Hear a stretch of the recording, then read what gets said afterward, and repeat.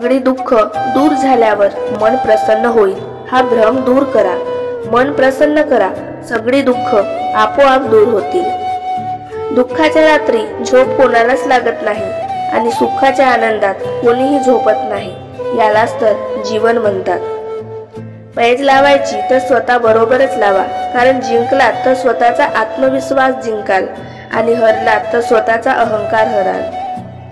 आपल्याला अनंत शक्ती, असीम उत्साह, अपार साहस आणि धीर पाहिजे, तरच आपल्याकडून महान कार्य होतील। तारुण्याचा जोम अंगी आहे तोवरच कोणतीही गोष्ट शक्य होईल। कार्याला लागण्याची अत्यंत उचित अशी हीच वेळ आहे। जी लोक नशिबावर विश्वास ठेवतात ती लोक भित्री असतात। जे स्वतःचे भविष्य स्वतः घडवतात तेच खरे कणखर असतात। जो मनुष्य मरायला तयार होतो तो कधीच मरत नाही आणि जो मरायला भीतो तो आधीच मेलेला असतो। तुमच्या सहभागाशिवाय तुम्ही यशस्वी होणार नाही आणि तुमच्या सहभागासोबत तुम्ही कधी अपयशी होणार नाही। कधी कधी आयुष्य तुमच्या डोक्यावर जोरदार प्रहार करेल, तरीही स्वतःवरचा विश्वास ढळू देऊ नका। आयुष्य पूर्ण शून्य झाले तरी हार मानू नका, कारण त्या शून्यासमोर किती आकडे लिहायचे त्याची ताकदही तुमच्याकडे आहे। एका गावामध्ये एक साधू राहत होता। हे साधू जेव्हा जेव्हा नाचायचे तेव्हा पाऊस पडायचा। गावकरी सुद्धा साधूवर खूप खुश होते।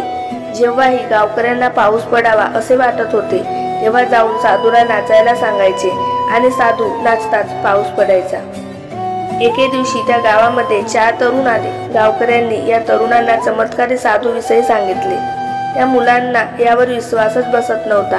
त्यानंतर गावकरी त्या मुलांना घेऊन साधूकडे गेले। साधूंसमोरही मुलांनी हे अशक्य असल्याचे सांगितले। मुले म्हणाली, आज आम्ही नाचतो, आमच्या नाचण्यानेही पाऊस पडेल। मुलांनी एक एक करून नाचण्यास सुरुवात केली। पहिला मुलगा 10 मिनिट नाचला परंतु पाऊस पडला नाही। दुसरा मुलगा अर्धा तास नाचला तरीही पाऊस पडला नाही। अशा प्रकारे इतर 2 मुलेही नाचले परंतु पाऊस पडला नाही। आता साधू नाचू लागले परंतु 2 तास झाले तरीही पाऊस पडला नाही। अशा प्रकारे साधू नाचत नाचत संध्याकाळ झाली आणि अचानक ढग गरजू लागले आणि थोड्याच वेळात पाऊस पडू लागला। हे पाहून मुले अचंबित झाली।